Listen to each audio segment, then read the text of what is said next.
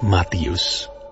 Ketika Yesus dan murid-muridnya telah dekat Yerusalem dan tiba di Betfage yang terletak di Bukit Zaitun, Yesus menyuruh 2 orang muridnya dengan pesan, "Pergilah ke kampung yang di depanmu itu, dan di situ kamu akan segera menemukan seekor keledai betina tertambat, dan anaknya ada dekatnya. Lepaskanlah keledai itu, dan bawalah keduanya kepadaku. Dan jikalau ada orang menegur kamu, katakanlah, Tuhan memerlukannya. Ia akan segera mengembalikannya." Hal itu terjadi supaya genaplah firman yang disampaikan oleh Nabi. "Katakanlah kepada putri Sion, lihat, rajamu datang kepadamu. Ia lemah lembut dan mengendarai seekor keledai beban yang muda." Maka pergilah murid-murid itu dan berbuat seperti yang ditugaskan Yesus kepada mereka. Mereka membawa keledai betina itu bersama anaknya, lalu mengawasinya dengan pakaian mereka, dan Yesus pun naik ke atasnya. Orang banyak yang sangat besar jumlahnya menghamparkan pakaiannya di jalan. Ada pula yang memotong ranting-ranting dari pohon-pohon dan menyebarkannya di jalan.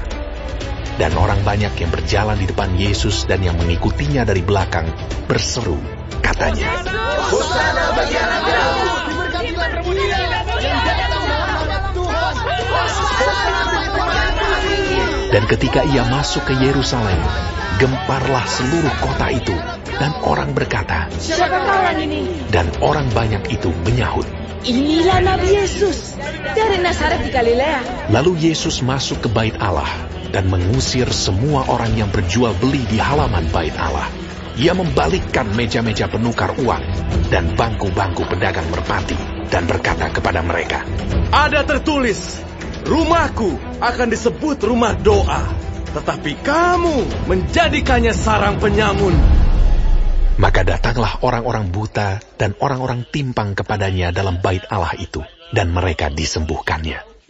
Tetapi ketika imam-imam kepala dan ahli-ahli Taurat melihat mujizat-mujizat yang dibuatnya itu, dan anak-anak yang berseru dalam bait Allah, "Hosana bagi anak Daud," hati mereka sangat jengkel. Lalu mereka berkata kepadanya, "Engkau dengar apa yang dikatakan anak-anak ini?" Kata Yesus kepada mereka, "Aku dengar. Belum pernahkah kamu baca? Dari mulut bayi-bayi dan anak-anak yang menyusu, engkau telah menyediakan puji-pujian." Lalu ia meninggalkan mereka dan pergi keluar kota ke Betania dan bermalam di situ. Pada pagi-pagi hari dalam perjalanannya kembali ke kota, Yesus merasa lapar.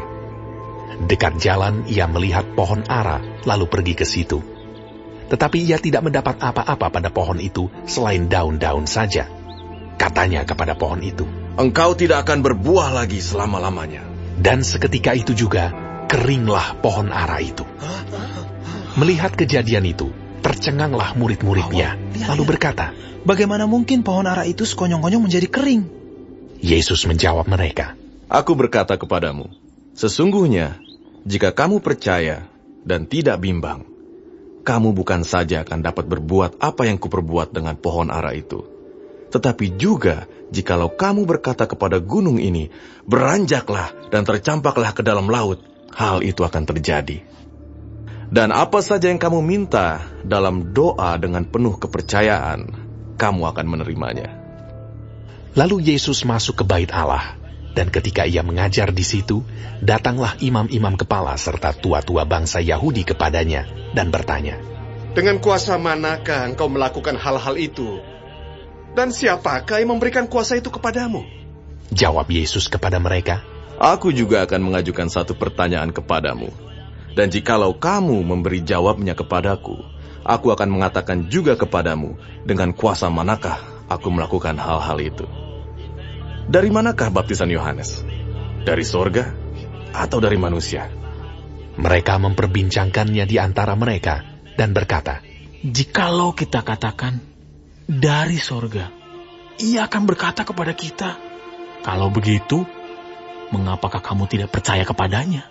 Tetapi jikalau kita katakan dari manusia, kita takut kepada orang banyak, sebab semua orang menganggap Yohanes ini nabi." Lalu mereka menjawab Yesus, "Kami tidak tahu." Dan Yesus pun berkata kepada mereka, "Jika demikian, Aku juga tidak mengatakan kepadamu dengan kuasa manakah aku melakukan hal-hal itu. Tetapi, apakah pendapatmu tentang ini? Seorang mempunyai 2 anak laki-laki.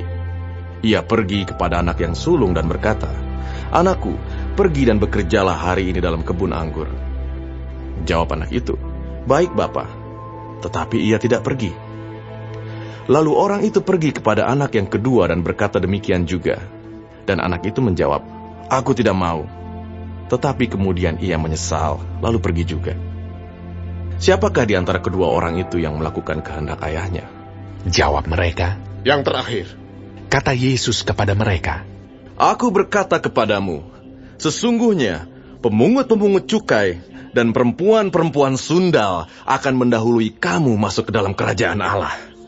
Sebab Yohanes datang untuk menunjukkan jalan kebenaran kepadamu dan kamu tidak percaya kepadanya. Tetapi pemungut-pemungut cukai dan perempuan-perempuan sundal percaya kepadanya. Dan meskipun kamu melihatnya, tetapi kemudian kamu tidak menyesal dan kamu tidak juga percaya kepadanya. Dengarkanlah suatu perumpamaan yang lain. Adalah seorang tuan tanah membuka kebun anggur dan menanam pagar di sekelilingnya. Ia menggali lubang tempat memeras anggur dan mendirikan menara jaga di dalam kebun itu. Kemudian ia menyewakan kebun itu kepada penggarap-penggarap, lalu berangkat ke negeri lain. Ketika hampir tiba musim petik, ia menyuruh hamba-hambanya kepada penggarap-penggarap itu untuk menerima hasil yang menjadi bagiannya.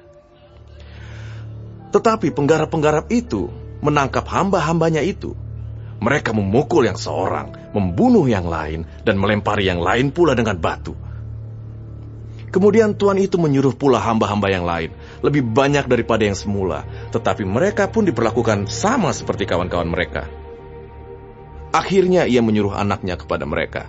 Katanya, "Anakku akan mereka segani."